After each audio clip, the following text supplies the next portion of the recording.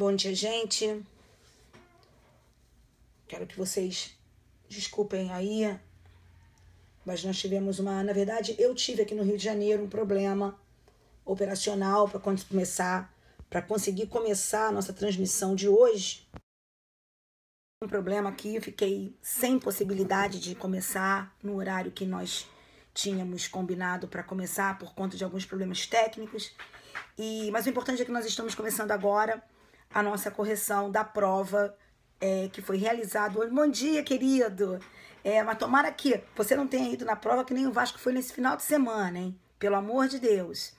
Vai dar tudo certo. Na verdade, eu queria fazer ontem, mas eu pensei melhor e também conversei com alguns alunos e eles acharam que nós não devêssemos fazer ontem, porque estava todo mundo muito nervoso, todo mundo ia começar ontem a fazer isso meia-noite. Eu falei assim, pô, o pessoal vai nem dormir, para pessoal que de repente errou uma questão ou tem dúvida com uma questão. Ô, Gladson e Tarcia, um beijo grande para vocês lá de Salvador. Foram vocês que falaram comigo lá no aulão do Portal F3? Será? Ah, que coisa boa ver vocês por aqui, queridos do coração. Gente, deixa eu falar uma coisa para vocês. Então, como eu estava dizendo, nós temos aqui... eu falei, não vou fazer, né? Eu vou fazer ontem, não ia fazer ontem porque ia ficar muito ruim a gente fazer ontem, vocês iam ficar nervosos. Então, resolvemos fazer a prova hoje. Se eu achei a prova justa... Bom dia, Carol. Achei a prova justa, sim. Achei a prova muito justa. Achei a prova de penal, né? Estou falando de penal, que é a matéria que eu conheço. Não estou analisando o processo penal, não estou analisando as outras matérias. Eu ouvi muitas críticas que alguns alunos fizeram. Em Conceição Querida, muitas críticas que muitos fizeram. A prova de medicina legal. Houve algumas críticas, né? Muitas pessoas fizeram, pretinhos, aí chegando, uma crítica à prova de medicina legal. Mas, meu amor, a gente tem que fazer a prova. E eu tô aqui, o que acontece? Não, eu ontem nem entrei, cara. Eu nem entrei pra fazer a correção, sabe? Eu nem entrei porque eu só entrei pra dizer que a correção seria hoje. Porque eu sabia que a galera não ia assistir. Mas independente do quórum, se tivesse que fazer ontem, a gente faria e depois vocês assistiriam na retransmissão. Não é isso? Um beijo grande pra Campina Grande. E esse São João aí, tá fervendo? Tá fervendo? Nossa, que isso é maravilhoso, esse São João de Campina Grande. Meu Deus do céu, maravilhoso. Bem, gente, então vamos começar? Porque, na verdade, eu já queria estar essa hora terminando nossa revisão, que eu tenho que zarpar para minha promotoria, né? Que hoje o dia tá heavy metal por lá, né? Bem, amores do coração, vamos fazer... Eu quero só que vocês me ajudem em uma coisa. Eu estou aqui sem as questões. Eu recebi essas questões pelo WhatsApp. Então, eu abri...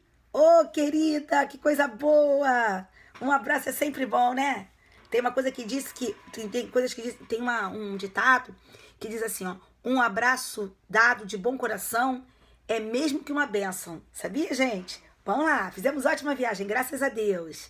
Agora, olha só, só quero que vocês me ajudem em uma coisa. Eu recebi essas questões por uma queridíssima minha aqui do Rio de Janeiro, a Bianca, figuraça. E a Bianca me mandou pelo WhatsApp, né? Ela não mandou a questão pelo e-mail. Então, eu não tive... tô com ela com WhatsApp. Então, eu queria só que vocês me ajudassem com relação a algum erro aí na redação ou coisa que o valha, tá bom, querido? Se houver alguma coisa desse tipo.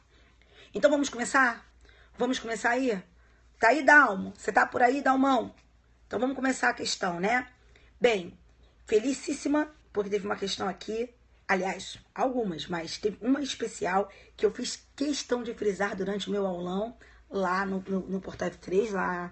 quando nós temos lá aí em Pernambuco. E, cara, caiu, graças a Deus. Vamos lá, então. Lenise, querida, vamos lá. Olha só, vamos comentar... Não, eu vou comentar as objetivas, tá? Eu nem vi as discursivas, eu não recebi as discursivas, tá? Depois, se você quiser, você me manda que eu tento comentar. Tá joia, meu amor? Então, vamos lá. A questão de número... Era 19 a primeira. Não, nada disso. A questão primeira era a questão de número 18. Era uma questão acerca de causalidade. Muito bem, certo? E essa questão que eu vou fazer, não sei se era mesmo em todas as provas, mas era uma questão acerca de causalidade. E nessa questão acerca de causalidade, era dito na letra A que o Código Penal teria adotado como regra a teoria da causalidade adequada. Isso não é verdadeiro. O Código Penal adotou como regra a teoria da conditio sine qua non, que entende como causa toda aquela que contribuir para o resultado. Tá ok? Nos termos do artigo 13, caput. Nós temos a causalidade adequada sinalizada no parágrafo único do artigo 13, no parágrafo 1º, perdão, do artigo 13. Então, não foi a regra. A regra não é a causalidade adequada, tá? Então, essa estaria errada. A que fala que a causalidade adequada é a regra adotada para fins de estabelecimento de nexo causal. Muito bem. Aí tinha uma outra que dizia que pela imputação objetiva, o que se quer é limitar a responsabilização.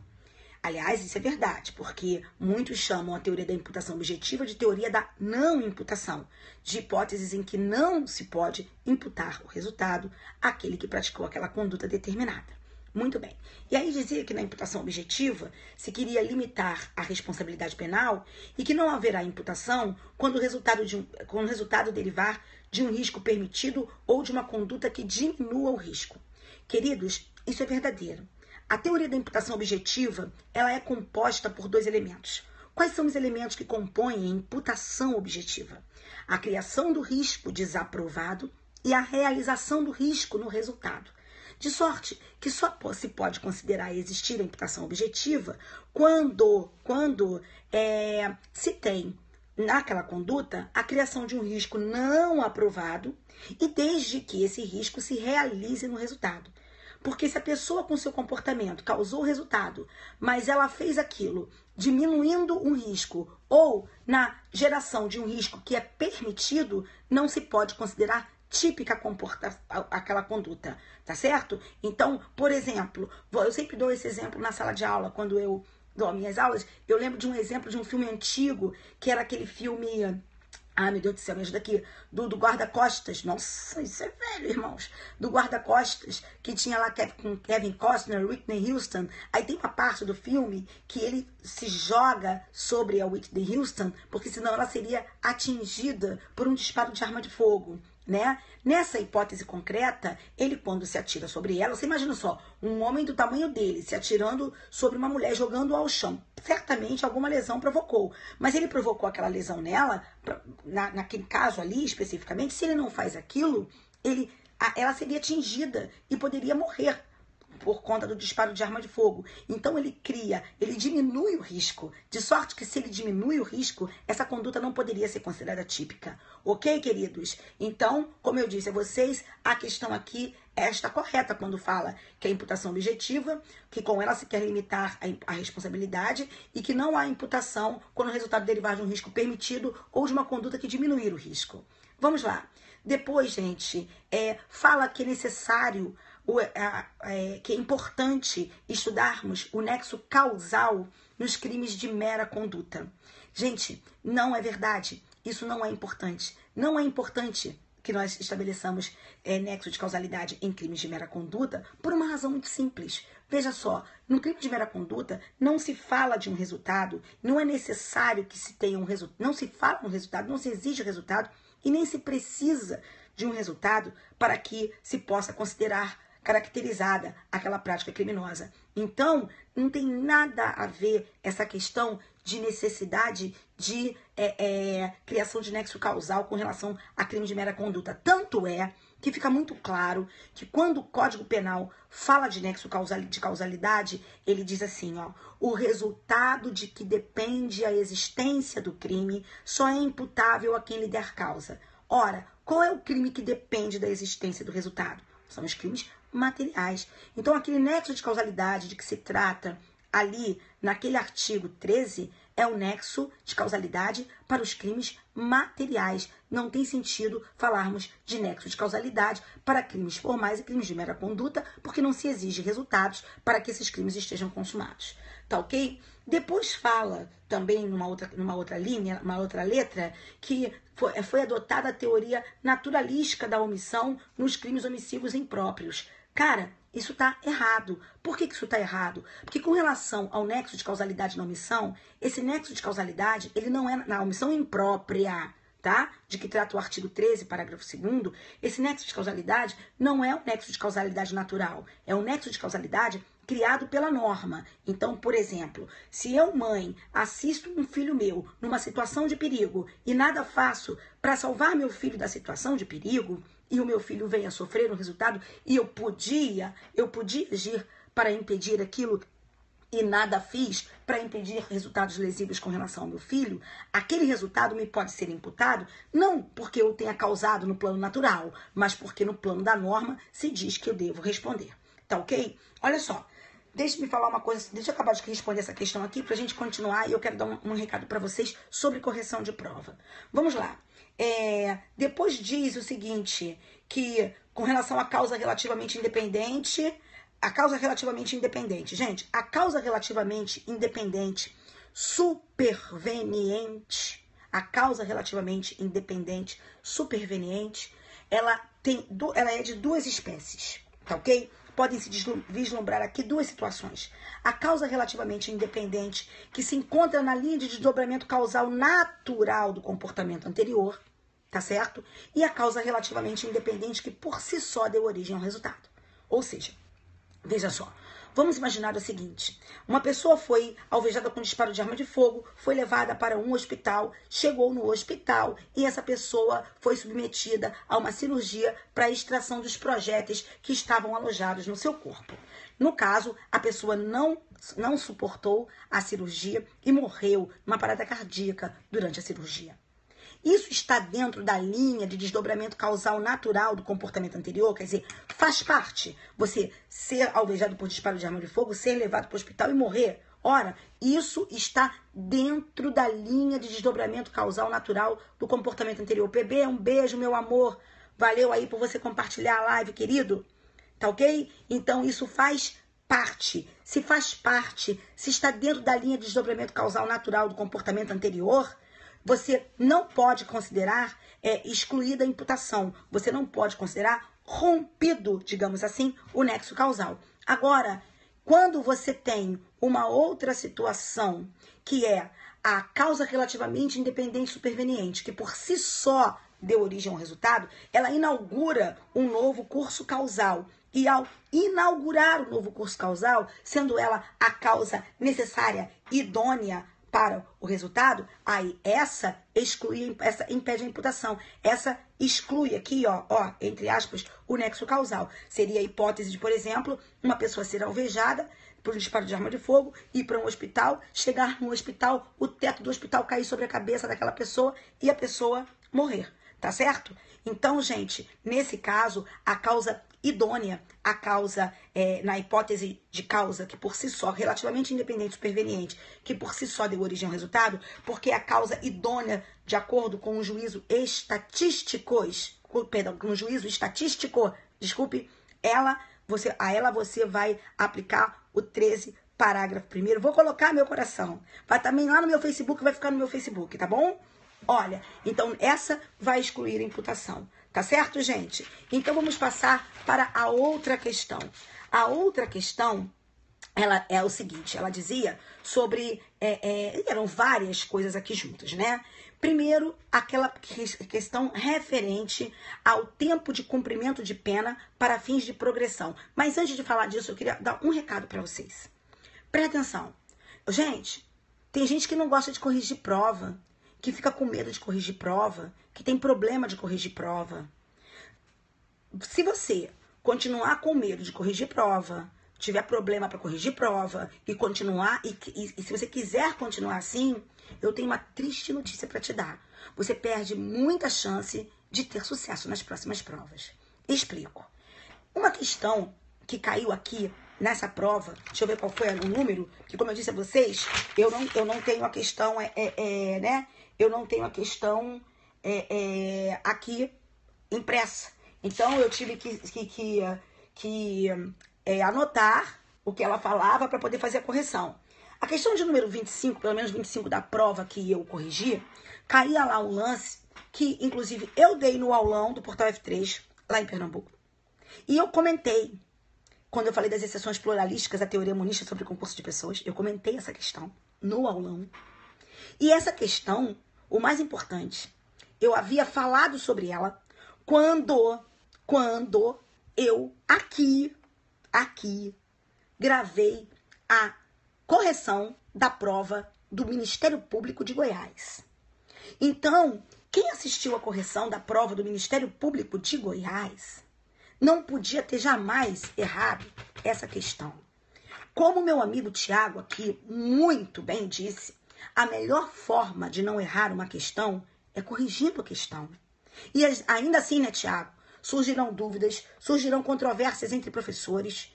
Então, se você não se der ao trabalho de corrigir questões, de fazer questões, eu sinto muito te dar uma triste notícia. As suas chances de aprovação são bastante reduzidas, sabe? Porque, olha só, isso me fica parecendo uma coisa...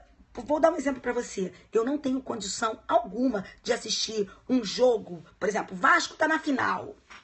O Vasco vai disputar uma final. Eu não tenho condição de assistir. Mas isso eu posso deixar de assistir, porque isso é uma brincadeira da vida. Futebol é uma brincadeira da vida. Agora, meu amor, eu não quero ver o Edmundo perder de novo aquele pênalti, pelo amor de Deus, e eu desmaiar no Maracanã, porque isso aconteceu, eu desmaiei no Maracanã. Eu não posso ver mais aquilo. Agora, isso é uma brincadeira de vida. Isso aqui que a gente tá fazendo não é brincadeira de vida, não. Isso aqui que a gente tá fazendo é a vida da gente. Isso aqui que a gente tá fazendo são os sonhos da gente. Isso aqui que a gente tá fazendo é o futuro da gente. É por conta disso aqui, e disso aqui eu nunca fugi. Disso aqui eu nunca fugi. Se tivesse que falar, eu tenho que estar errada, porque eu quero saber por que tá errada. Ah, por isso. Pronto, não erro mais. É isso que vocês têm que fazer. Não é ficar com medo de prova. Medo de corrigir prova? Medo de ver o que errou? Que isso? Isso não cabe na cabeça de um concurseiro profissional. E outra coisa, quem passa em concurso? Fala aí pra mim. Quem passa em concurso é ou não é concurseiro profissional? Fala pra mim. A galera não tá ficando concurseiro profissional? A galera é concurseiro profissional. Então não tem essa, não rola essa de você não... É medo, exatamente, mas tu tem que perder isso, Preto. Tu tem que perder isso. Ah, é medo da pessoa mesmo. Não tem problema disso. Não tem que ter medo de si mesmo. Não tem que ter. Tá? Medo a gente tem que ter das nossas fraquezas. Então, pelo amor de Deus, levanta a cabeça e vai embora. Tá certo? Tá certo? Então vamos lá, gente. Claro, vamos lá. Fé, determinação, coragem, inclusive, para enfrentar as críticas e coragem, inclusive, para enfrentar aquilo que nós erramos. É óbvio. Se eu não erro, eu não aprendo. Se alguém não me corrige com relação a alguma coisa, eu não aprendo. Tá? Se eu não faço, erro, eu não aprendo de novo. Mas vamos embora para a questão, que a gente tem questão pra caramba para ver aqui. Vamos lá. Então, agora, a questão de número 19. Amores do meu coração. Porque aqui tem que ser pegar duro, sabe, gente? Eu não posso chegar aqui pra vocês e ficar falando só coisas que agradem vocês, sabe? Eu tenho que falar coisas que agradem vocês na hora de incentivar, Agora, na hora de chamar pra vida, come back to earth. Vamos lá, vamos voltar à terra? Cara, tem que ser diretaço, tem que ser direto, tá? Então, vamos lá. Questão de número 19. Na questão de número 19, eu quero dizer para vocês o seguinte. Ela falava sobre cumprimento de pena para crimes hediondos e equiparados. E dizia que eram 2/5 ou 3/5 da pena, né? Independente de terem sido praticados antes ou depois da Lei 11.464 de 2007. Isso está errado, porque isso, inclusive, é o tema da súmula vinculante de número 26 do Supremo Tribunal Federal. Até a Lei 11.464 de 2007, você tinha que ter o quê? 11.464 de 2007, 29/3 de 2007, a data de vigência. Para progredir, tinha que cumprir 1/6 da pena no regime anterior, mesmo que fosse de onda equiparado, e preencher os requisitos subjetivos. Só depois da 11.464, ou seja, 29/3 de 2007, é que a pessoa precisa cumprir 2/5 da pena se não for reincidente e 3/5 da pena se for reincidente, para poder progredir no cumprimento da pena por crime hediondo ou equiparado. Tá certo? Então não é antes ou depois não, tá? Vamos lá. Outra coisa. Na boa, o fato, na letra B dizia a questão que o fato de ser privilegiado, o tráfico privilegiado, retiraria a característica de hediondez do crime de tráfico de drogas, segundo o STJ. Olhem só também como tem que saber fazer questão de prova. Nós sabemos que isso é uma matéria que se encontra atualmente no Supremo Tribunal Federal, no plenário do Supremo Tribunal Federal. Ô Vinícius do meu coração, um beijo pra você, Vinícius querido. Adorei te ver lá em Pernambuco, Vinícius. Um beijo, meu preto. Então, vamos lá. Olhem só. Com relação ao privilégio, o privilégio, ele não retira. Pode vir, Vinícius. O privilégio, ele não retira de jeito nenhum o caráter, segundo o STJ, em entendimento simulado do STJ, 512 do STJ, ele não retira o caráter de hediondez. Embora isso esteja lá no plenário do Supremo Tribunal Federal sendo discutido, a questão perguntou segundo o STJ. E segundo o STJ, não está retirado o caráter de hediondez, quer dizer, no caso de ser equiparado a hediondo no tráfico de drogas, na hipótese de ter sido tráfico privilegiado, ou seja, aquele tráfico praticado por traficante primário, de bons antecedentes, que não se envolve em práticas criminosas, nem se dedica a práticas criminosas.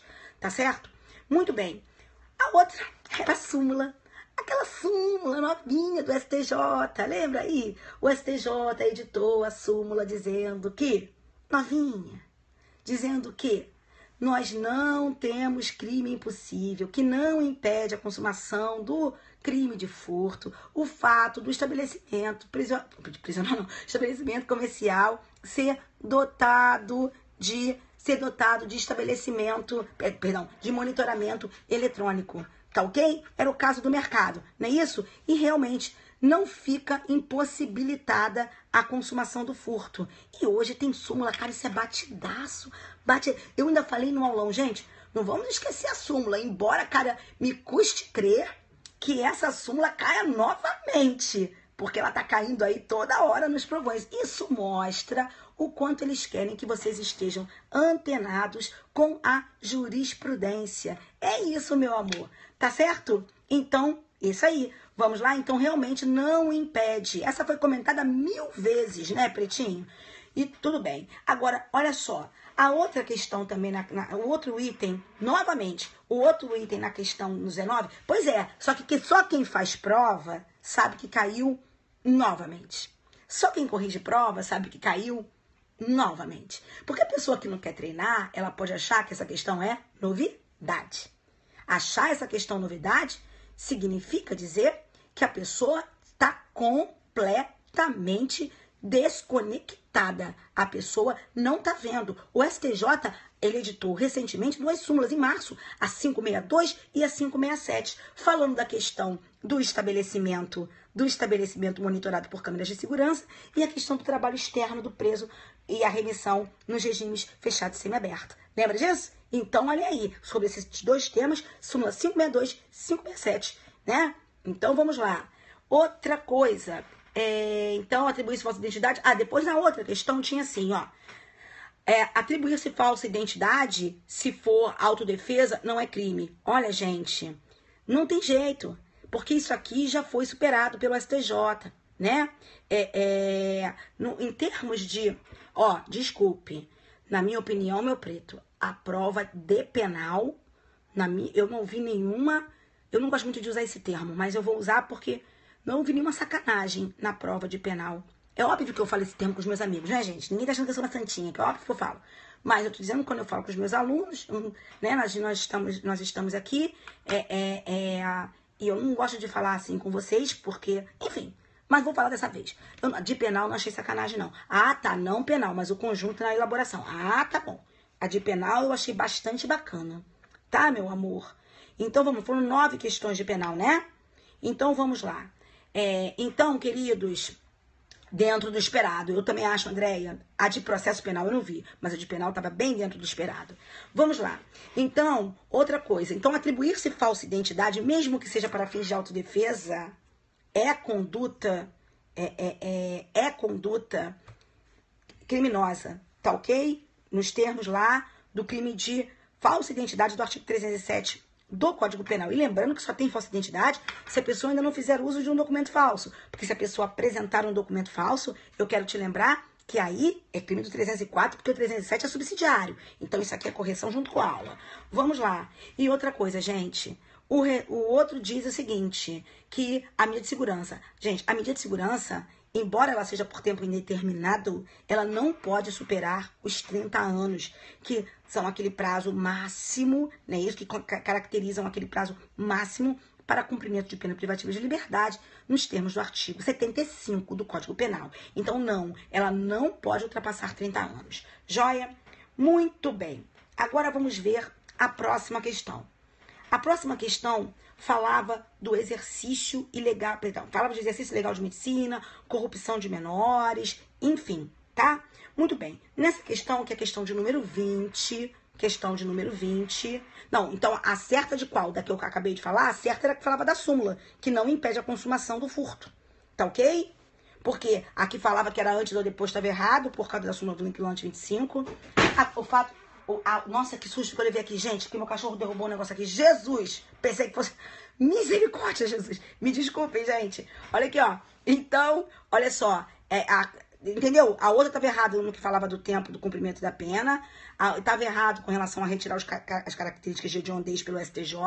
Estava certa a questão que dizia respeito à súmula e da possibilidade de tentativa de furto ou furto consumado em estabelecimentos prisionais monitorados. Prisionais não, estabelecimentos comerciais monitorados. Estava errada que dizia que não era crime de falsa identidade se fosse com alta defesa, fosse por autodefesa. E estava errado também a da medida de segurança, porque a medida de segurança não pode ultrapassar, ela não pode ultrapassar os 30 anos, tá? Muito bem. Agora, a questão de número 20. Na questão de número 20, ela falava assim, que o exercício legal de medicina admite tentativa. De acordo pensei. De acordo com o entendimento, pensei que fosse o tiro. Vamos lá. De acordo com a doutrina amplamente majoritária, a questão do exercício ilegal da medicina estava errado, porque de acordo com o entendimento amplamente majoritário, se tratando de crime habitual, esse crime não admite tentativa. Eu discordo, mas de acordo com o entendimento majoritário, esse crime não admite a forma tentada, porque esse crime é habitual, e o crime habitual, ele exige que a conduta seja reiterada. Então, ou a gente reitera e o crime está consumado, ou ele não reitera e não há possibilidade de se falar em tentativa. Isso é que se entende majoritariamente. Repiso aqui que penso de forma diferente, mas isso é majoritário e eu sempre digo, em prova não se pensa, não se fala o que o professor diz. Ou melhor, se fala o que o professor diz, sim, desculpe, mas não se fala o que o professor pensa. Em prova, se fala aquilo que se quer ouvir, o que o examinador quer ouvir. Então, eu sempre digo para os meus alunos, o que eu penso é desimportante. O importante é o que você tem que falar, tá certo? Sou professora de concurseiro. Então, vamos lá. A outra também que falava da corrupção de menores estava errada, porque ela dizia que corrupção de menores dependia de comprovação, que o menor foi corrompido, e não. A corrupção de menores não depende de comprovação de que o menor tenha sido corrompido. Não depende. Ele é um crime formal, de acordo, inclusive, com o entendimento sumulado do STJ. Né? O STJ, súmula 500, ele está falando que é crime independente do menor já ser ou não ser, exatamente, já ser ou não ser corrompido. Isso, repito, é objeto de entendimento sumulado do nosso STJ. Tá ok? Ó, eu não vou ter como repetir, cara, meu amor do coração. Depois você assiste a retransmissão, porque se eu repetir, a gente não vai terminar isso hoje, tá, minha linda? Não é má vontade minha, não. Mas senão a gente não vai conseguir, pretinha. Fica triste comigo, juro que não vai ficar, tá? Mas vamos lá. Então, com relação a essa questão, a súmula 500 do STJ, nós vamos verificar que 244B, que é a corrupção de menores, é um crime formal que não depende dessa comprovação de que o menor tenha sido corrompido. Obrigada, Luísa. Ó, Luísa, eu sou fofinha como promotora, como professora, mas como promotora, não sou não. Eu acredito no Ministério Público, só brincando. Eu acredito no Ministério Público que seja Ministério Público. Eu acredito que nós devemos ser promotores de justiça. Tá certo? E eu levo isso à risca na minha vida.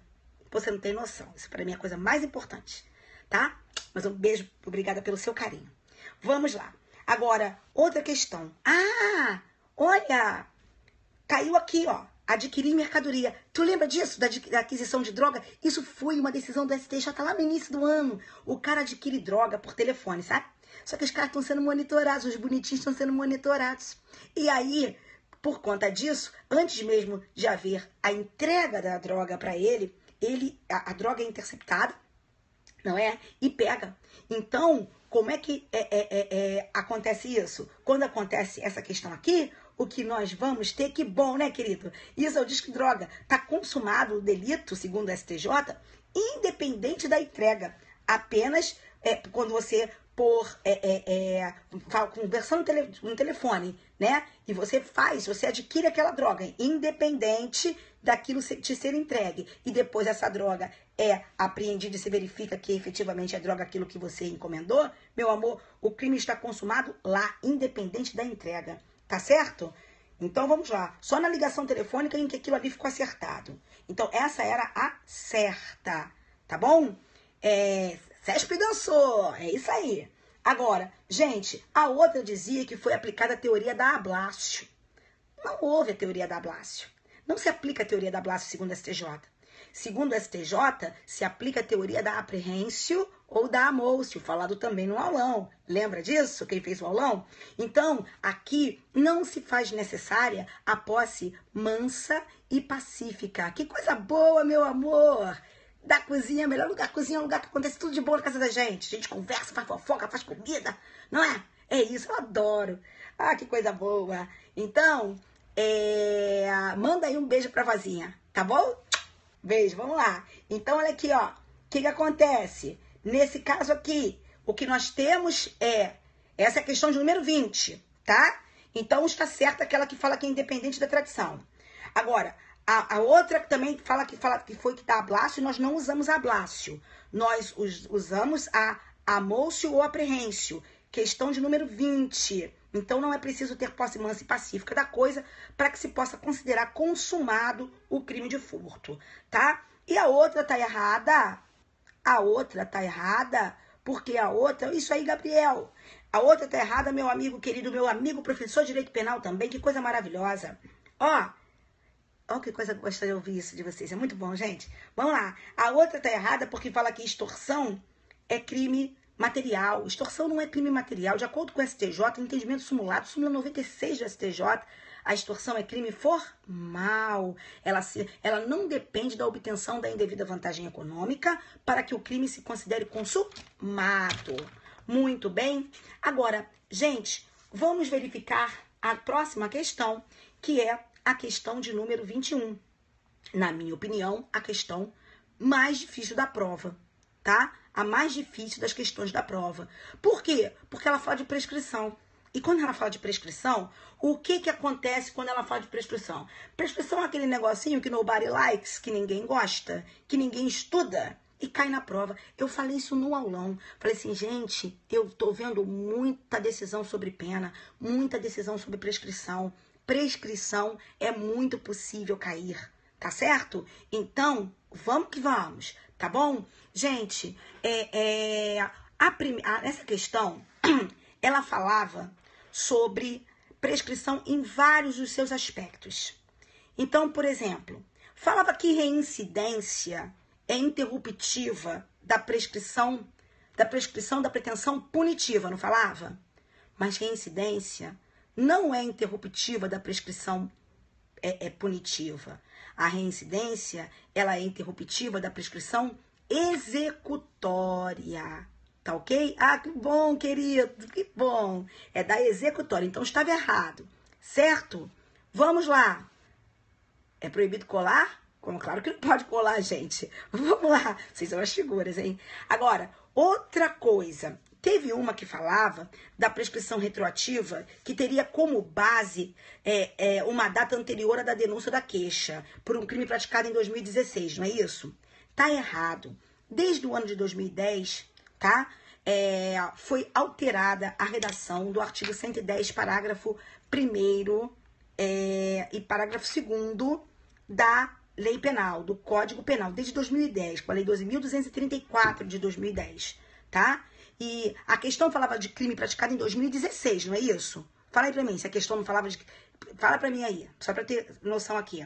Só me confirmem isso. A questão falava de crime praticado em 2016. Então, nós não temos nem que ter dúvida com relação a fatos anteriores, porque não se perguntou fato anterior, se perguntou 2016. E o que se estava perguntando é se ela pode ter como base, como termo inicial, data anterior à denúncia, ao recebimento da denúncia da queixa. Gente, isso é letra de lei. Isso está no artigo 110, está no artigo 110, parágrafo do Código Penal, no parágrafo 1º do artigo 110 do Código Penal, com a nova redação. Tá certo? Então, o que diz o artigo 110 com a nova redação? A prescrição, depois da sentença condenatória com trânsito em julgado para a acusação ou depois de improvido seu recurso, regula-se pela pena aplicada. Ok. Não podendo, em nenhuma hipótese, ter por termo inicial data anterior à da denúncia da queixa. Entendeu? Então, amor, não podia. Inclusive, foi por isso que foi revogado o parágrafo 2º, porque o parágrafo 2º que foi revogado dizia que podia ter como termo inicial data anterior à denúncia ou à queixa, tá? Então, não podia. Muito bem. Olha, gente, presta atenção. Depois tinha uma que falava assim, ó, prescrição depois do trânsito em julgado para a condenação, ainda pendente um recurso da defesa. Prescrição com trânsito em julgado para acusação, ainda pendente um recurso da defesa. E dizia que isso era prescrição da pretensão executória, não dizia? Dizia ou não dizia isso?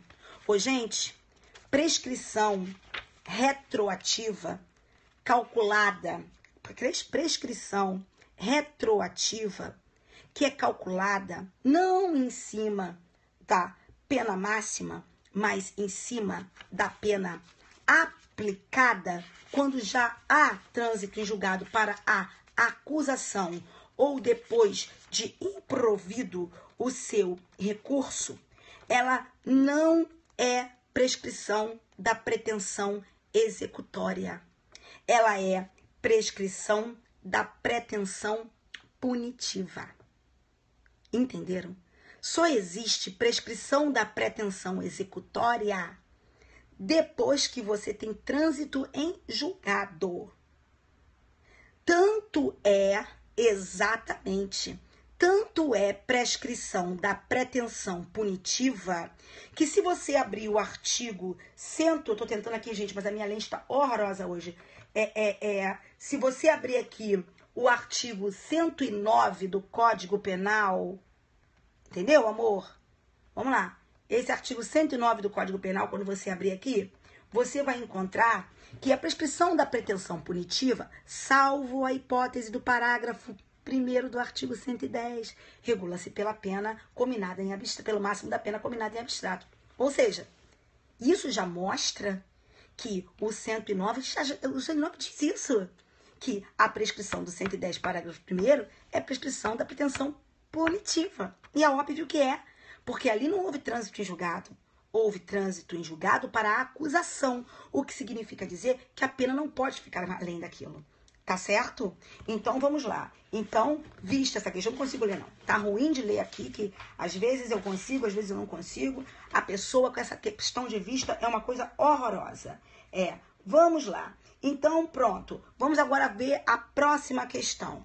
Então, eu falei que aquilo ali não é prescrição da pretensão executória, mas sim da pretensão punitiva. Ah, e a outra que falava que no caso de livramento condicional, a prescrição ela é interrompida e deve se regular pelo total da pena. Não dizia isso? Que dizia isso, executória, só quando tem trânsito em julgado para ambas as partes. Só quando tem trânsito em julgado, né, meu amor? Com certeza. Então, vamos lá.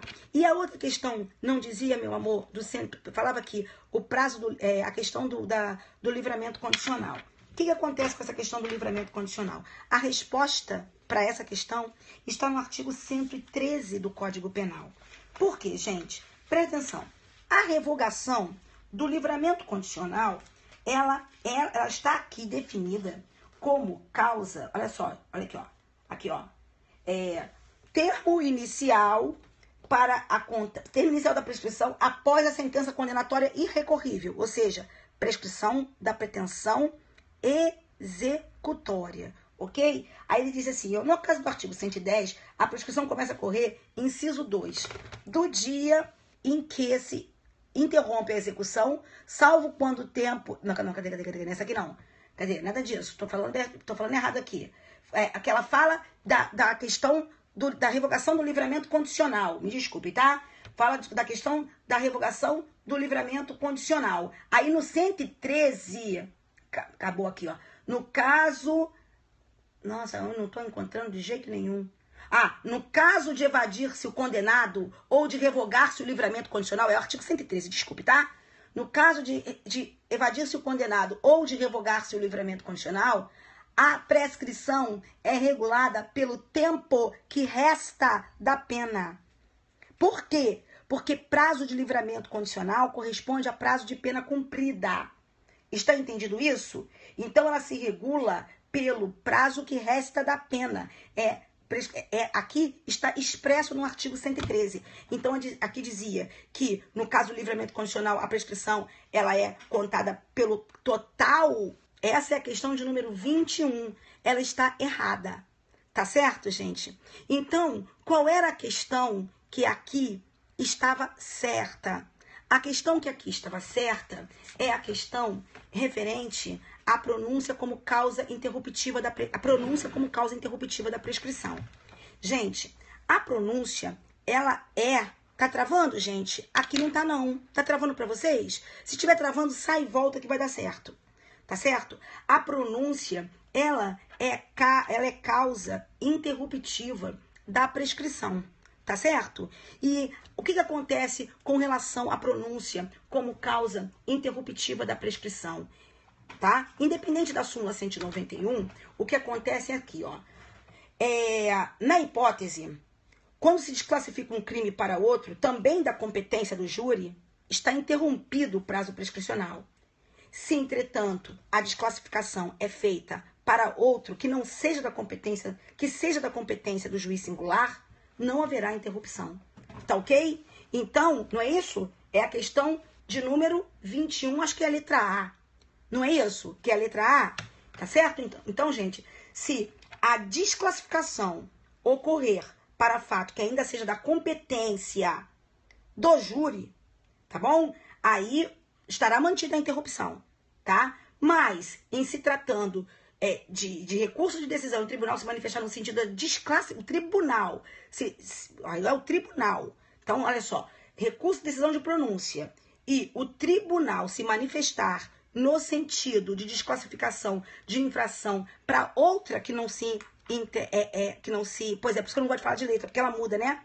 Que não se insira no âmbito da competência do júri, aí o que acontece? Aí você não vai falar mais da força interruptiva da prescrição. Tá ok, gente? Agora, quando é o tribunal do júri, aí você vai usar ali a questão da súmula. Vamos lá? Então, fechamos isso, gente? Acabamos isso, gente? Vamos lá? Então, a questão de número 22. Foi isso mesmo? Só não vou falar a letra, porque senão vai dar ruim aqui, tá? Vai dar ruim, eu quero dizer, na organização, certo? Vamos lá, gente. Agora, a questão de número 22. É isso mesmo? Não falei a letra não, né? Falei só que a que falava da prescrição retroativa que tinha como base data anterior à denúncia estava errada. A que falava da prescrição da pretensão executória como sendo prescrição retroativa estava errada, porque isso é prescrição da pretensão punitiva. Falei que a reincidência não é causa interruptiva da prescrição pretensão da prescrição punitiva e sim da executória, enfim, só que eu não lembro, não sei qual é a letra que está na tua prova, tá tudo ok? Podemos continuar? Bem, então vamos agora ver a questão de número 22, que a minha dificuldade aqui é que eu tô sem a prova, eu anotei, ó, tudo no caderninho do João, inclusive meu filho, né? Agora vamos lá, questão de número 22. A questão de número 22. A questão de número 22, uma falava que o STJ autoriza a imposição de pena substitutiva como condição especial do regime aberto. Isso está errado, porque segundo a jurisprudência do STJ não está autorizado.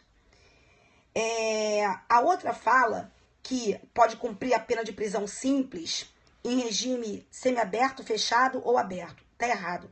Artigo 6º da LCP. Nunca se cumpre prisão simples em regime fechado. Isso não existe. A outra que falava do crime praticado contra a mulher. Tinha uma questão aí que falava de crime praticado contra a mulher. Nem todo crime de homicídio praticado contra a mulher é um crime hediondo. O crime de homicídio, para ser hediondo, ele tem que ser praticado em duas situações.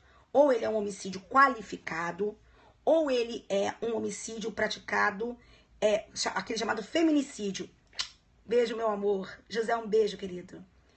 E esse feminicídio é em razão da sua condição de mulher ou numa situação de violência doméstica. Então, nem todo homicídio praticado contra uma mulher é um crime hediondo e, assim, não necessariamente você tem que falar de regime fechado, até porque mesmo que fosse hediondo, não necessariamente se começaria em regime fechado por conta do entendimento do STF no HC 111.840 com relação ao artigo 1º, tentou enganar, artigo 2º, parágrafo 1º da Lei 8.072, que foi declarado inconstitucional pelo STF, HC 111.840, tá? Outra coisa, depois dizia a questão, então vem cá, então a A falava que autorizava, tá errado, quer dizer, na minha, né? A questão que dizia que autorizava a imposição de pena substitutiva como condição especial de sursi, não. Aqui falava que cabia também regime fechado na contravenção, pena de prisão simples na contravenção, não. Aqui falava do crime contra a mulher, também estava errada. Aí tinha uma que falava que pichar edificação urbana era crime de dano, não é? Cara, pichar edificação urbana não é crime de dano. Pichar edificação urbana é crime ambiental. Artigo 65 da Lei Ambiental. Tá certo, meu amor? E aí, qual é que estava certa? A que estava certa é que falava que no tráfico de drogas é cabível a substituição da pena por pena restritiva de direitos e que é possível a sua fixação, caso não substituída, em regime aliás, caso não substituída, não. Vamos lá, são dois termos. Primeiro, cabe substituição da pena privativa de liberdade por restritiva de direitos no tráfico de drogas? Cabe, porque foi declarado inconstitucional o dispositivo que dizia que não cabia. O 33, parágrafo 4º dizia que não cabia e o 44 dizia que não cabia. Foram declarados nesse sentido inconstitucionais no HC 97256 pelo Supremo Tribunal Federal e depois o Senado Federal, através da resolução 5 de 2012, deu eficácia erga omnes a isso. Lembra disso? Então, cabe sim a substituição. Por outro lado, se cabe a substituição, se cabe o mais, que é nem cumprir pena privativa de liberdade, com muito maiores razões caberia o menos. Falei isso no aulão também, hein? Caberia o menos, que seria cumprir a pena em regime inicial que não fosse fechado, tá? Por isso, no HC 111, de novo ele, 840, o Supremo Tribunal Federal, né? Ele disse que não precisava cumprir a pena em regime inicial fechado e que deveriam ser observadas as diretrizes do artigo 33, parágrafo 2º. De sorte que, se a pena fosse aplicada até 4 anos para o não reincidente de bons antecedentes, não é isso? Até 4 anos, desculpe, para o não reincidente com circunstâncias judiciais favoráveis militando para ele, nos termos do 33, parágrafo 2º, do Código Penal, então repetindo, para o não reincidente, com pena de até 4 anos, sendo favoráveis às circunstâncias judiciais, poderia ser fixada no regime aberto. Tá certo? Então era essa que era certa. Muito bem, vamos lá. Depois a questão de número 23. Jesus, meu pai. Vamos lá, 23. A 23 falava da condenação por maus tratos com pena de 2 anos, de 2 meses a 1 ano. Bem, se a condenação foi por maus tratos com pena de 2 meses a 1 ano, isso é a condenação por maus tratos na sua forma simples. Tá? Tá aí ainda, gente, ou que travou? Fala pra mim se ainda tá aí ou se travou. Tá aí ainda, não tá? Ah, que bom. Então vamos lá. Se a condenação foi por maus tratos com pena de 2 meses a 1 ano, pretinhos, isso significa, beautiful people, que se trata de maus tratos na sua forma simples. Se isso são maus tratos na sua forma simples, a pena é de detenção. Se a pena é de detenção, não cabe o efeito do 92, inciso 2, que é a questão do pátrio-poder, da perda do pátrio-poder. Tá certo? Não cabe. Porque para caber, olha só, para caber o efeito do 92, inciso 2, é preciso que o crime seja apenado com reclusão. Então tá lá, no 92, são também efeitos da condenação. Inciso 2, a incapacidade para o exercício do pátrio-poder, da tutela ou curatela nos crimes dolosos sujeitos a pena de reclusão praticados contra filho tutelado ou curatelado. Não é. Aqui é pena de detenção. Obrigada, Edésio, querido. Um beijo no seu coração. E outra coisa, gente. Essa questão aqui da perda do pátrio-poder, essa questão aqui da incapacidade para o exercício do pátrio poder. Oh, meu Deus, mas eu tenho sotaque, eu vou ter com sotaque de pernambucano? Oh, Jesus! Eu sou assim, meu marido diz isso. Quando eu vou pra Bahia, eu volto falando que nem baiano. Quando eu vou pra outro lugar, eu volto falando que nem... Oh, meu Deus do céu. Cara, mas é porque não conta pra ninguém, não, cara. É muito gostoso esse lugar aí, ó. Cara, o que é o Nordeste, hein? O que é o Nordeste? Que delícia de lugar que é o Nordeste. Como eu fico feliz nessa região. Aí eu volto impregnada de Nordeste, né? Fico ouvindo o meu Gonzaga, que eu adoro. Adoro Gonzagão. Fico ouvindo, fico querendo ir pra festa junina. Oh, meu Deus do céu. Então, vamos lá, voltei com o sotaque, foi ótimo. Então, vamos lá. Meu marido falou isso pra mim. Meu marido falou isso pra mim. Mas vamos lá. Então, gente, se foi condenação há 2 anos, né? Meu periscope é Cláudia Barros. Cláudia Barros, Planejamento e Metas para Estudo. Tá? Entra lá. Vai ser ótimo ter você no meu periscope. Mas vamos lá. Então, se é punido com pena de detenção, não cabe a incapacidade para o exercício do pátrio poder. E outra coisa, gente, também não é efeito automático, tá? Não é efeito automático, porque o parágrafo único do artigo 92 diz que os efeitos que trata esse artigo não são automáticos, devendo ser motivadamente declarados na sentença. Joia? Muito bem. Olha só, gente, na letra B também fala que não existe previsão de cessação de licença do estabelecimento quando se trata de local destinado o local onde se desenvolve a prostituição infanto-juvenil, né? Isso está errado, porque existe previsão, Angélica. Um beijo, Angélica. Como é que eu vou viver essa semana sem você, Angélica?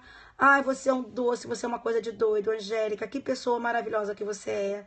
Que Deus abençoe você, meu amor. Gente, sigam a professora Angélica Glioche. Isso não é uma pessoa. Isso é um anjo, de fato. Tá bom? Sigam a professora Angélica. Minha amiga querida. Tá bom? Um beijo, Angélica. Angélica arrebenta sempre. Também arrebentou. Sempre arrebenta. Tá doido? Oh, meu bem. Não, Mariana. Ela é um espetáculo. Oh, que coisa boa. Então, vamos lá.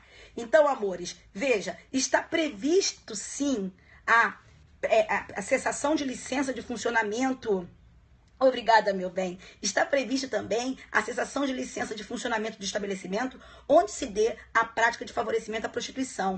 Isso está no artigo 218b, parágrafo 3º do Código Penal. Tem previsão, sim. Olha, gente, outra coisa. A condenação por racismo. Ó, a prova não estava fácil, não. A prova estava bacana, exigindo conhecimento, sabia? E olha aqui, ó. Aí fala assim, ó. A condenação de racismo pelo proprietário do estabelecimento, né?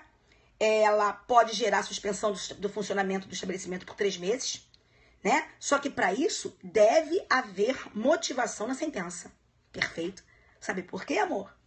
Artigos 16 e 18 da Lei 7716, tá? O estabelecimento, o proprietário de um estabelecimento comercial, por exemplo, praticou crime de racismo, ele está sujeito à cessação, à suspensão do funcionamento do estabelecimento por 3 meses, tá? Mas para que isso aconteça, deverá ser motivado, porque esse efeito do 16, de acordo com o 18, não é automático. Tá bom, querido? Se você ler só o 16, dá a impressão de que se trata de efeito automático. Mas quando você passa pro 18, você vê que o efeito não é automático, tá? Outra coisa, a letra que falava que no Código Penal a perda do cargo é automática. Não é. A perda de cargo por funcionário público, no artigo 92 do Código Penal, nos termos do inciso 1, letra A ou letra B, de acordo com o que está no parágrafo único do 92, não é automática. Ela depende de, exatamente, declaração na sentença e motivação na sentença, fundamentação na sentença. E a outra que falava que a perda do cargo na tortura precisava de ser declarada, né? Errado. Não é exceto tortura, é que a tortura está na lei especial. Ó, a perda do cargo na tortura, ela é efeito automático. Artigo 1º, parágrafo 5º da lei de tortura. Artigo 1º, parágrafo 5º da lei de tortura, a perda do cargo na tortura é efeito automático da condenação. No Código Penal não é, na lei de tortura é. Certinho? Vamos lá. Gente, a outra questão, pomba, essa questão aqui também era difícil, na minha opinião, tá? Essa questão era complicadinha, na minha opinião. Porque a certa era uma que as pessoas podiam pensar, pô, essa aqui não, tá? Olha só, gente, presta atenção. Essa questão de número 24 falava que, por exemplo, vamos imaginar que uma pessoa tenha sido absolvida por lavagem de dinheiro porque se considerou que o fato anterior... Aliás, não, minto, a pessoa estava respondendo por lavagem de dinheiro. Só que se considerou que o fato antecedente, que o crime antecedente, que o crime pressuposto, que a conduta pressuposta não era uma infração penal. Entendeu? A conduta pressuposta não era uma infração penal. Não foi essa a questão? Então, o que acontece com a lavagem? Se você entender, se o juiz entender que o fato antecedente não constitui infração penal, tem que absolver pela lavagem. É óbvio. Por quê? Porque a lavagem, ela depende da existência de uma infração penal antecedente. Um crime ou uma contravenção. Só que se for resolvido que não há a infração penal, que o fato anterior não constitui infração penal, então não tem lavagem. Essa era fácil. Essa era fácil. Vamos lá. A outra também versava sobre, novamente, CESP mostrando o seguinte: na minha prova, quero saber se tu sabe jurisprudência. Concorda comigo? Pois bem. Então, olha só. A outra questão dizia o seguinte: que se fosse comprovada a inaptidão da arma, que seria atípico, não é isso?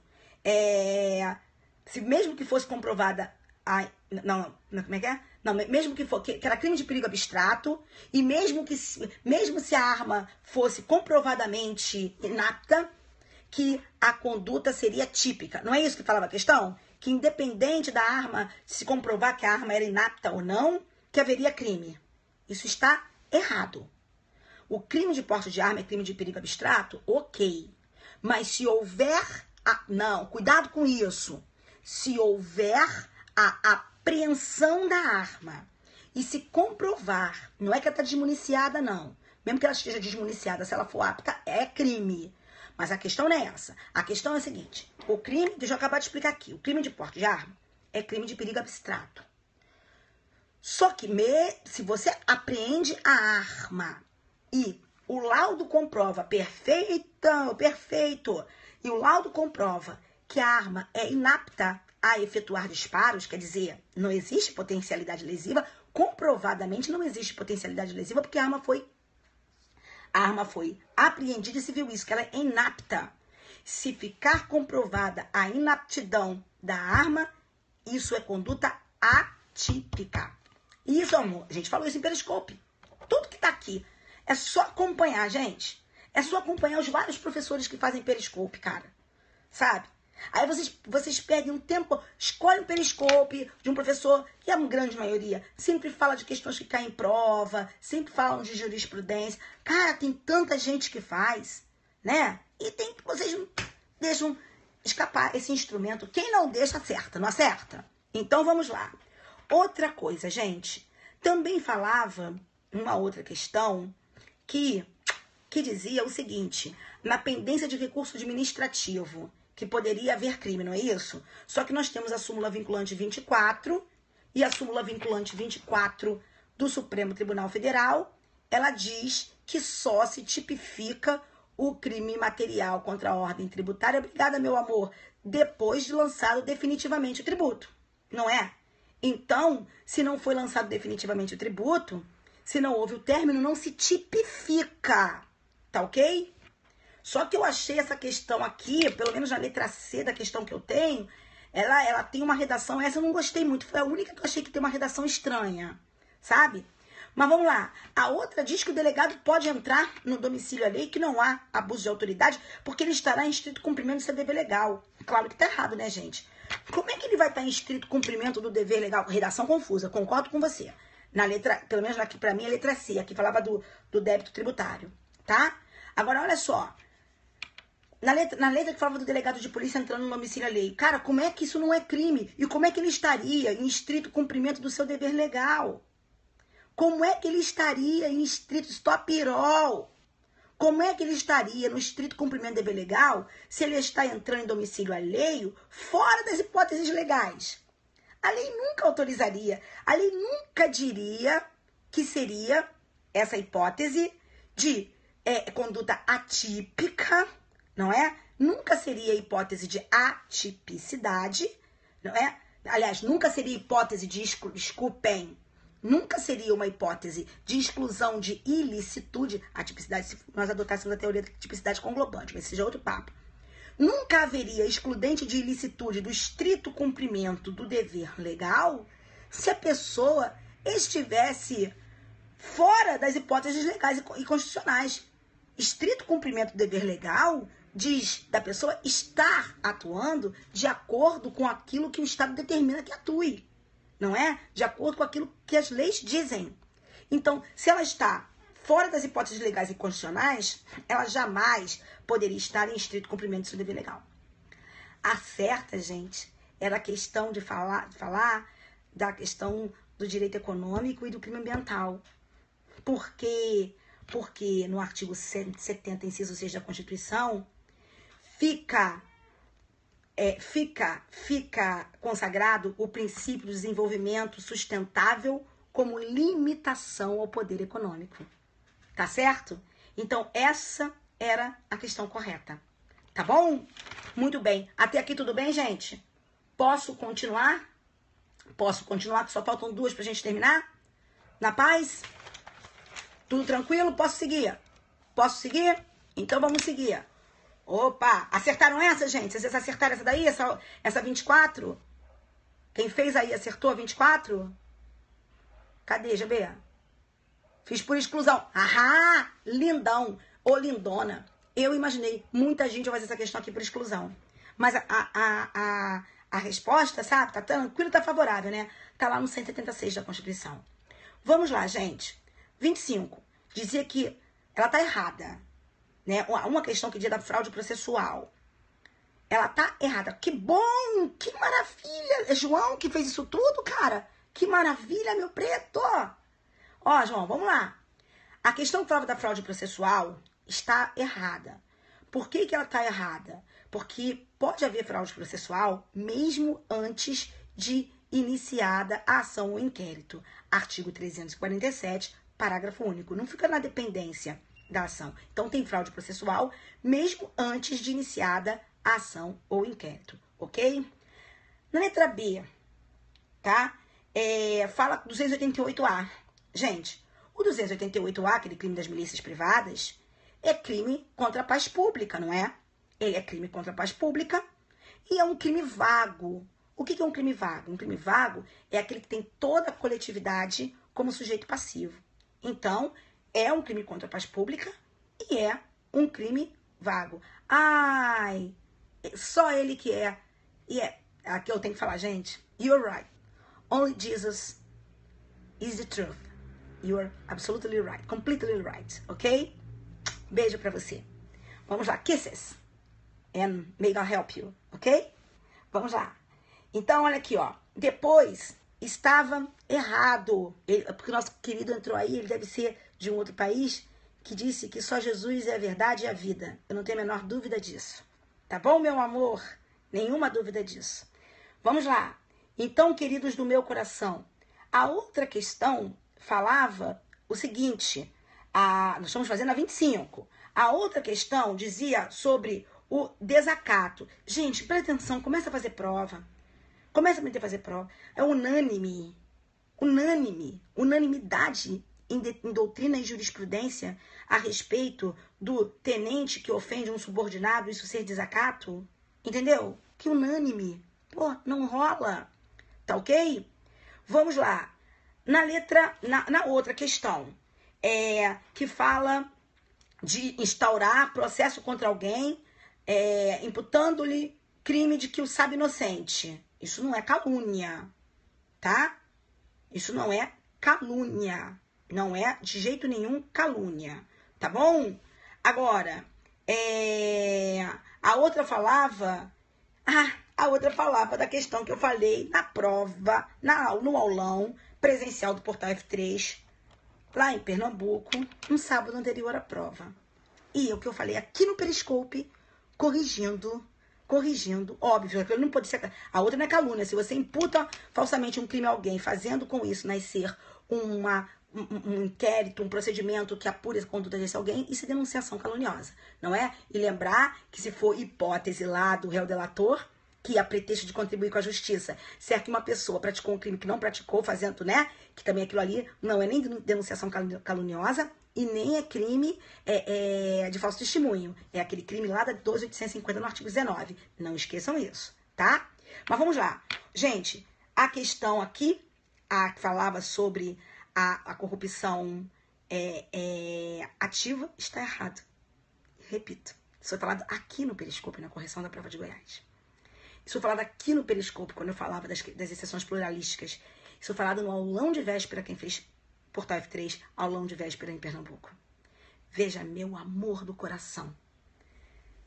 Se eu ofereço vantagem para uma testemunha mentir, se eu ofereço vantagem para um contador fazer uma falta contabilidade, para um perito fazer uma falsa perícia, para um tradutor fazer uma falsa tradução, para um intérprete fazer uma falsa interpretação, o meu crime não é corrupção ativa. O meu crime é do artigo 343 do Código Penal. É especial com relação à corrupção ativa. Tá certo, meu amor? Fala especificamente da conduta de quem oferece vantagem a esses personagens para que eles atuem em desacordo com a lei. Tá certo? Fazendo falsa perícia, falsa tradução, falsa equiparação, enfim. Joia? Muito bem. É crime contra a administração da justiça. Lê. Linda.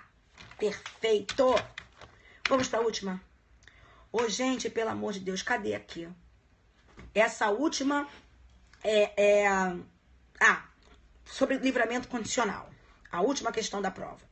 Também é outra questão que poucos estudam, uma questão que poucos gostam. Gente, o livramento condicional, ele pressupõe início de cumprimento de pena. A pessoa começou a cumprir pena privativa de liberdade, tá? E depois de algum tempo, 1/3, metade ou mais de 2/3, 1/3 para os primários de bons antecedentes, metade para os reincidentes e mais de 2/3 para os autores de crimes hediondos ou equiparados, tá certo? Depois desse tempo de cumprimento de pena privativa de liberdade, a pessoa cumpre o restante que falta da pena em liberdade. Esse que é o livramento condicional. Muito bem. Prestem atenção. Na questão do livramento condicional, também cabem revogações. E o livramento condicional, quando ele é revogado, ele pode ser revogado por situações obrigatórias de revogação e outras causas facultativas de revogação. Vamos imaginar que ele tenha sido revogado numa hipótese de revogação obrigatória. Bem, numa hipótese de revogação obrigatória, uma delas é o fato da pessoa ser condenada com sentença transitada em julgado, quer dizer, condenado irrecorrivelmente, pela prática de crime cometido durante o período de livramento. O que acontece? Se a pessoa pratica um crime durante o tempo em que ela está em livramento e é condenada irrecorrivelmente pela prática deste crime, ela perde todo aquele período e aquilo ali não vai ser descontado. Então, vou dar um exemplo. A pessoa tinha lá uma pena de, 18 anos.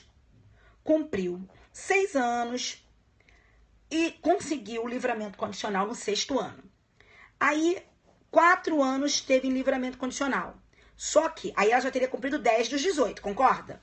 Só que se ela for condenada pela prática de um crime que praticou do 6º ao 10º ano, se ela é condenada irrecorrivelmente, é como se esse período de 6 a 10 ela não tivesse cumprido. Então, daqueles 18, ela não cumpriu 10, ela só cumpriu 6. Perdeu os 4. Mas isso só acontece, essa perda, ela só acontece, meu coração, ela só acontece quando o motivo da revogação é a condenação irrecorrível pela prática de crime praticado durante o livramento. Tá bom? É essa a hipótese, tá certo? Durante o livramento. Ela não é condenação durante o livramento, não. Porque a condenação durante o livramento pode ser pela prática de um crime anterior ao livramento. Essa aqui, que não é descontada, é a condenação. O tempo que não é descontado é quando se dá a revogação pela condenação irrecorrível pela prática de crime praticado durante o livramento, tá? Muito bem. Outra coisa, gente. O juiz, nesse caso, vamos imaginar que a pessoa tenha praticado ou esteja sendo processada porque praticou um crime durante, ou teria praticado um crime durante o período de livramento. Só que ainda não veio o trânsito em julgado da sentença condenatória, tá? O juiz não pode revogar. Porque para revogar obrigatoriamente tem que vir o trânsito em julgado da sentença condenatória pela prática do crime durante o livramento. Mas o que o juiz tem que fazer? Aí tá aqui dizendo que o juiz não pode prorrogar o período de prova. Claro que ele pode prorrogar. Ele pode prorrogar o período de prova. Porque se lá na frente a pessoa for condenada, irrecorrivelmente pela prática do crime durante o período, ele vai perder aquele período todo, tá certo? Aquele período não vai ser descontado. Entendeu? Tá certo, meu amor? Então, vamos lá. Outra coisa. A certa estava na que falava da regra do artigo 83. Parágrafo único do Código Penal. O 83, parágrafo único do Código Penal, diz que o condenado por crime doloso era a letra da lei. Pelo menos na minha prova era a letra C, a prova que Bianca me mandou. Quero mandar um beijo pra Bianca e dizer pra vocês que vocês devem a Bianca essa aqui, porque foi Bianca que foi a única que teve preocupação de me mandar a prova toda, hein? Manda um beijo pra Bianca. Bianca merece. Todo mundo batendo palma aí pra Bianca. Bianca é maluquete, mas Bianca é um amor. Cara, eu amo a Bianca. Vamos lá. Para o condenado por crime doloso. Valeu, Bianca. Beijão, Bianca. Tá todo mundo te mandando beijo, Bianca. Vamos lá. Para condenado por crime doloso, cometido com violência ou grave ameaça à pessoa, a concessão do livramento ficará também, além dos outros requisitos, subordinada à consideração de condições pessoais que façam presumir que o liberado não voltará a delinquir. Então, letra da lei. Tá certo? E outra coisa. A outra falava... Ela estava errada, porque ela estava... A outra questão, que na minha letra é letra D, está em desacordo com a súmula 441 do STJ, né? O que a súmula 441 do STJ nos diz? Ela diz assim: a falta grave não interrompe o prazo para obtenção do livramento condicional. Então, ela não interrompe. Dizer que ela interrompe está errado. Tá ok? E outra coisa, gente. A última letra das que sobraram aí, né? A letra que sobrou fala que o livramento é concedido na sentença condenatória. O livramento depende, gente. O livramento... É só assistir, Laura, de novo, meu amor. Assiste de novo aí. Volta aí que você vai conseguir, meu amor. Tá? Olha só. O livramento, ele pressupõe o cumprimento de uma parte da pena privativa de liberdade, gente. Não é?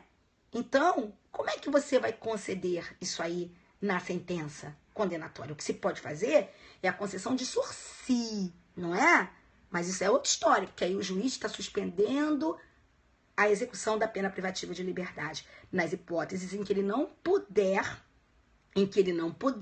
substituí-las por penas restritivas de direito, certo? Mas no livramento condicional, essa que diz que ela é concedida na sentença condenatória, está errado também. Tá bom, gente? Então, eu aqui termino a correção da nossa prova. Eu quero dizer para vocês que a prova estava bastante justa. Ela não estava fácil, ela não estava difícil. Ela estava justa para quem estudou. Para quem estudou meia boca, ela estava difícil. Para quem não estudou anything, ela estava impossible. Mas para vocês, meus queridos, que estavam aí estudando bacana para a prova estava legal. Estava honesta. Então, queridos, fiquem com Nosso Senhor. Obrigado por vocês terem aí assistido, tá certo? E um beijo no coração de vocês. Que Deus ilumine. Agora é Goiás. Vamos para Goiás. É isso aí. Vamos arrebentar em Goiás. Então, agora eu só quero o seguinte. Gleidson e Tárcia, lá de Salvador. Não é que coisa boa ver vocês de novo por aqui. Então, ó, estudem, que lá vem Goiás. O que passou, passou. Quem fez a prova e se deu bem, parabéns demais. Quem fez a prova e se deu mal é só uma prova, outras virão, tá? E vocês certamente ainda tem muita coisa para viver, muita coisa pela frente. Um beijo para vocês. Deixem-me tomar o meu banho, me arrumar para ir para o meu Ministério Público, cumprir o ofício, cumprir as minhas missões, não é? Das quais eu muito me orgulho, e porque ele foi aquilo que me concedeu tudo que eu tenho. Vocês e o Ministério Público me concederam tudo que eu tenho na vida, certo? E o Ministério Público, se não fosse ele, eu não teria absolutamente nada, porque foi ele que me possibilitou todo o resto. Por isso que eu sempre faço muita questão de cumprir lá com as minhas obrigações. E hoje o negócio tá heavy metal, não está negocinho, ó. Hoje não tem baladinha pop naquela promotoria. Hoje o negócio é heavy metal, é Nirvana na veia, tá bom? Um beijo no coração. Fiquem com nosso Senhor Jesus Cristo, que ilumine, que guarde e proteja vocês durante toda essa semana. Tchau, tchau, tchau.